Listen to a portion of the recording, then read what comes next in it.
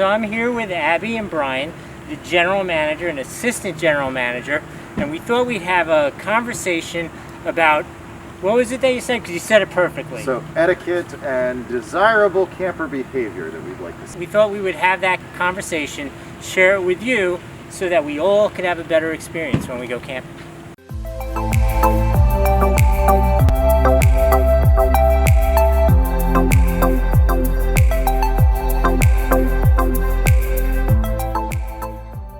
Okay, so Abby, prior to coming to a campground, the whole process, first we're going to start checking in. What are the things you need to know when you're booking a site here at the campsite, or any campsite for that regard, you know, when you're making a reservation?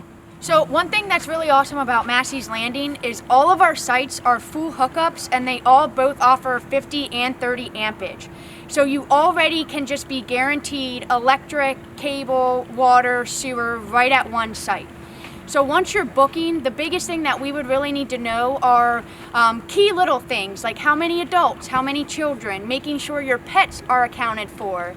Are you going to bring stuff like a personal golf cart? We really only allow personal golf carts. We're not really big on like the four-wheelers and ATVs and things like that. You know, but motorbikes, motorcycles, all of those extra vehicles, those would all have to be accounted for right at the time of you starting to make your reservation. Majority of our extra vehicles and extra people, they all have some fees allocated with them. So in order for us to give you the actual balance and the total that's accurate, we want to make sure that we have all of your ins and outs accounted for. Okay. And those things are not, so she's talking about our specifics to our campground. We're above average here. I mean, we're a resort. We're a little above average, but your average mom and pop campground doesn't always have all of those things that you're talking about. For instance, she mentioned a 30 and a 50 amp connection. You need to know what electrical connection you require, because some campgrounds might only have a 50. And if you have a 30 amp connection, you might need to have a converter, or you know, if it only has 30, you need to know what your connections are. So those are some important questions to ask. Do you have that cable connection?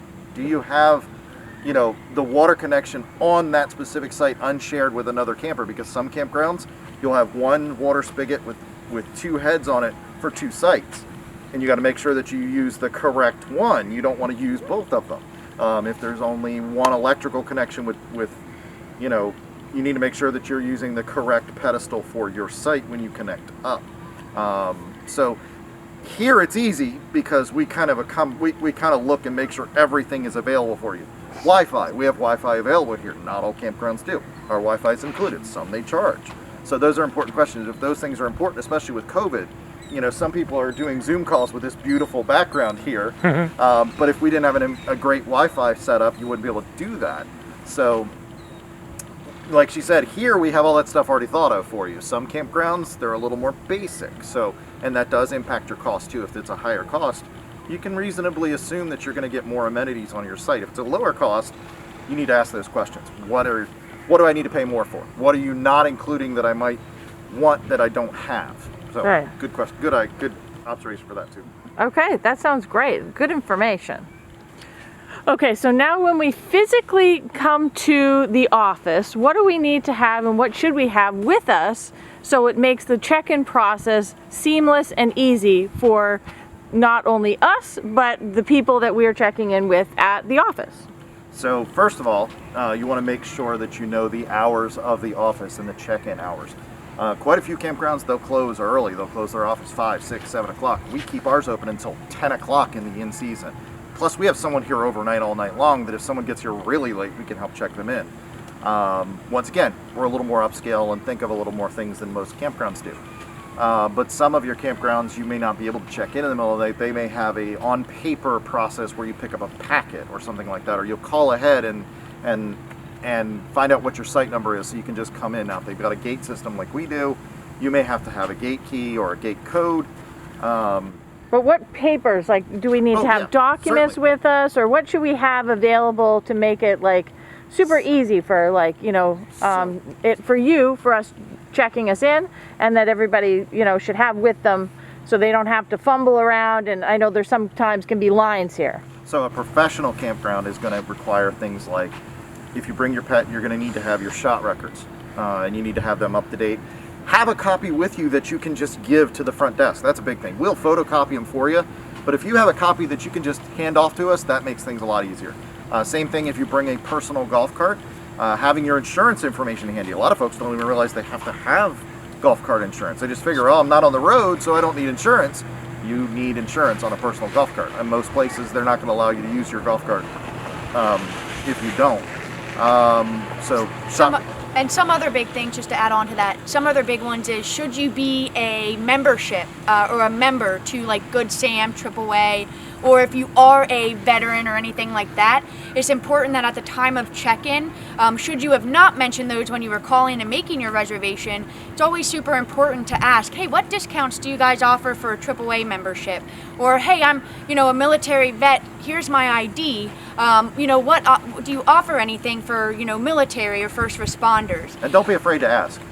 Okay, so now that we have checked in, we're rolling through the gate, we're going to our campsite, what do we need to be mindful of? There's certain things, there's etiquette, there's certain things that are rules of the campground, it's not just etiquette. What are those things that people should know before they get to the campsite? So one of the biggest things is our quiet hours. Shut up! Shut up! Shut up!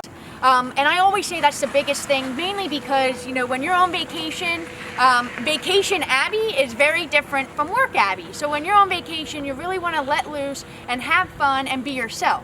So quiet hours are always super important for our guests to know. Quiet hours for Massey's, they start at 10.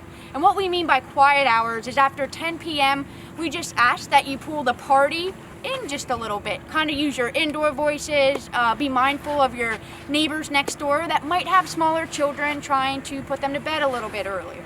The quiet hours are always a huge deal.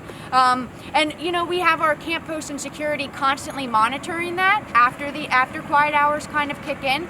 But quiet hours are always the #1 thing that we want our campers to know. When they come to Massey's, quiet hours start at 10, and we would like people to be mindful of that. And generically, there's also a lot of campgrounds, their hours will fluctuate. Ours are 10. The company we work for actually operates other campgrounds. Other of our campgrounds, they're 11. Some campgrounds even have fire rules as well incorporated with their quiet times. We don't have that here, but there are some campgrounds where they require your campfires to be completely out at a certain time. That way, that also helps to enforce the noise ordinance, because if you're not sitting outside around a fire, you're not going to be as inclined to have music and loud talking and things like that.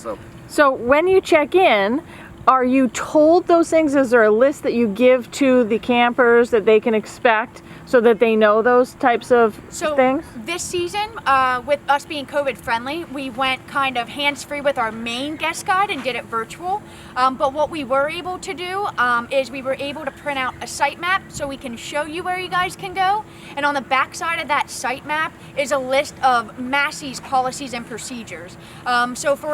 Just roundabout information, so like how to get a hold of security. What do you do with your garbage at the end of your stay? Where would you put that? Which for Massey's is at the very end of your site. We do outline all of our policies as well on our website, but a lot of the policies, quiet hours is in there as well. We hope you're enjoying this video, but please take a minute, click that like button and support the channel. It's really important. Let's get back to our previously recorded show.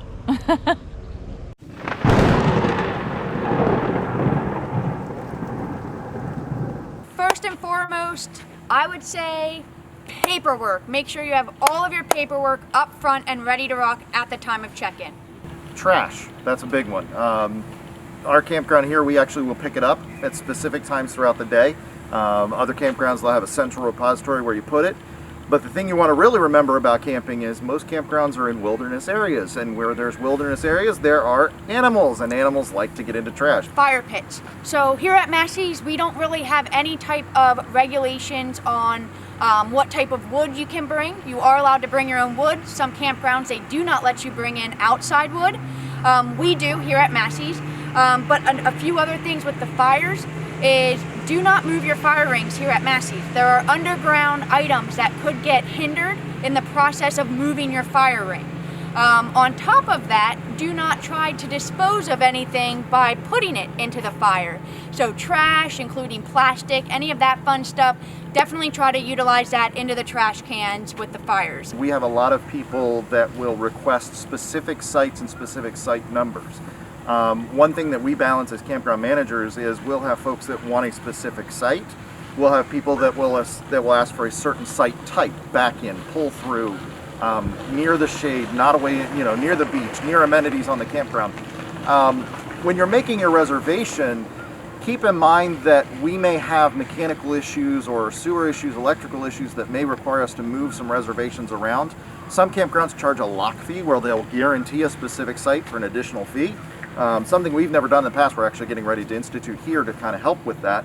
So that helps us identify who really is set on one site and who just wants to make sure they have the amenities of that site. That helps us move things around and accommodate other guests. Plus it also helps us with something called straight line availability.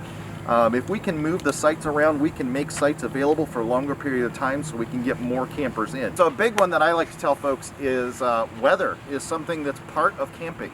We'll get a lot of people that they think it's going to rain this weekend so they want to cancel. Well, a lot of campgrounds won't allow you to cancel last minute because of things like weather. I want to impress upon people that camping in the weather's not a bad thing. If it's raining, you can have just as much fun splashing in mud puddles as you can sitting on a beach. The weather, cold weather is actually a good thing. A campfire feels better when it's cold. All right, I myself have a cute little labradoodle named Charlie. Hi Charlie, I hope you watch this. But one of the biggest things with pets in general, we love all dogs. Massey's Landing is very, very pet friendly.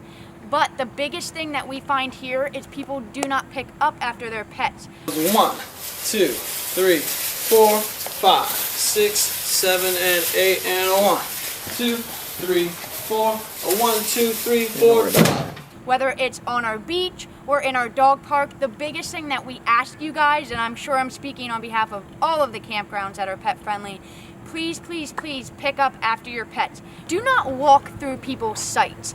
So when you guys finally pull onto your beautiful parking pad for your vacation, that is your new home for your length of stay.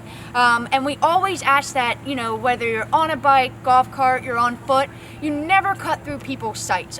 It's always best to take the long way around because here at Massey's, that's always the scenic route too.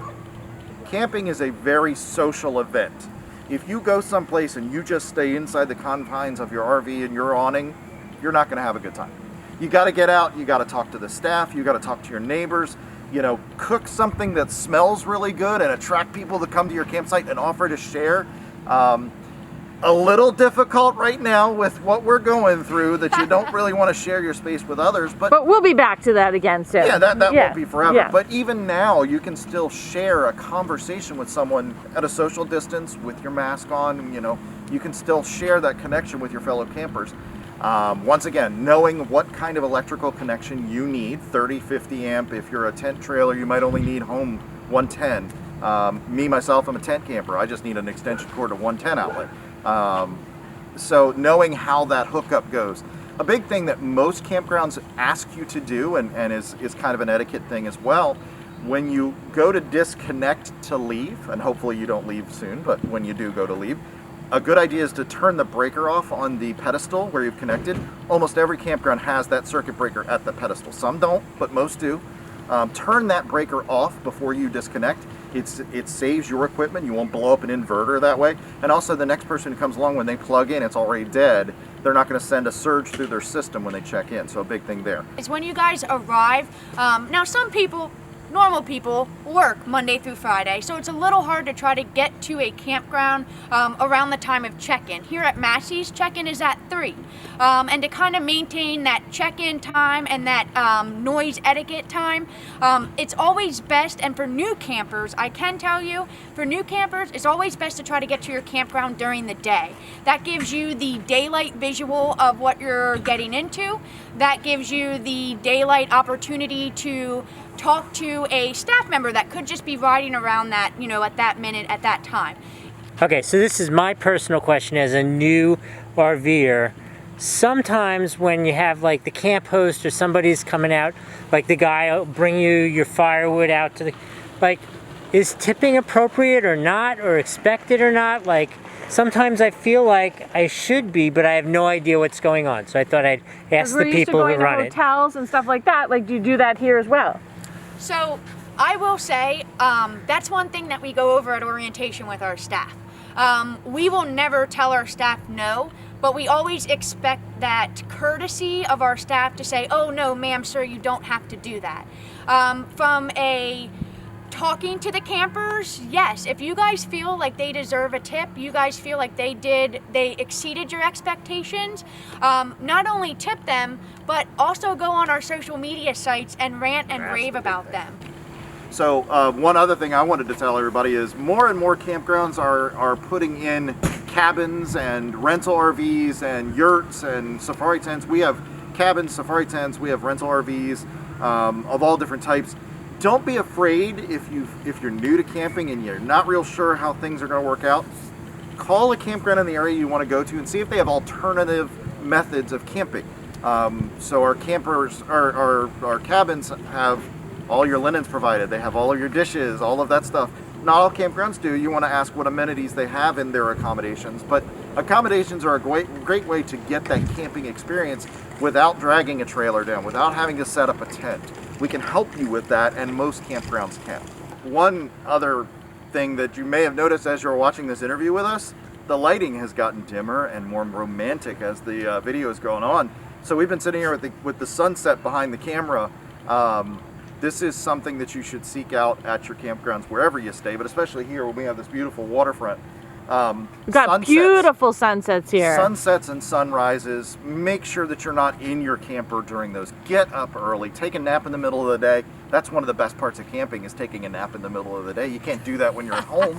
So especially if it's raining. Especially if it's raining. Get up early, watch that sunrise. Stay up a little bit later, or don't have your dinner early or late so that you can be concentrating on that beautiful sunset. I wish you guys could have seen that the whole time these guys were interviewing us, because it was absolutely gorgeous behind this camera today. Always call if you do not know. Never assume. It's always best to call and ask questions that we didn't cover on in here. The only stupid question is a question that was not asked. It's always easiest to pick up the phone, call that campground specifically if you have specific questions about a site type, about unwritten rules, or things that campers usually do down there. It's never a bad idea if there was something we didn't cover in here for first-time campers. Always call. Massey's is always willing to answer whatever questions you guys have. Come on, little Mickey. Can you pick him up? Here, you want to be on camera? Yeah, pick him up. This camera shot. Come on, heavy boy. All right. Well, it has been awesome for you guys to share this amazing information, especially us as new campers since June. And there's a lot of new campers out there now. Now with COVID, so many people are buying RVs, trying out camping, trying out glamping, all these different things. So this is such valuable information. Abby and Brian, it has been awesome. We appreciate it. And we hope you guys out there appreciate the information and find it helpful. How could they get in touch with Abby? Because I think that Abby has a hashtag to reach her. I do. If you guys are watching this YouTube video, make sure you follow Massey's Landing on our Facebook page. You will see myself and Brian doing lives. And if you do watch my Facebook lives, what do I always say, guys? If you're not here, you're not having fun. Okay, and we will say, see you on the road. See ya.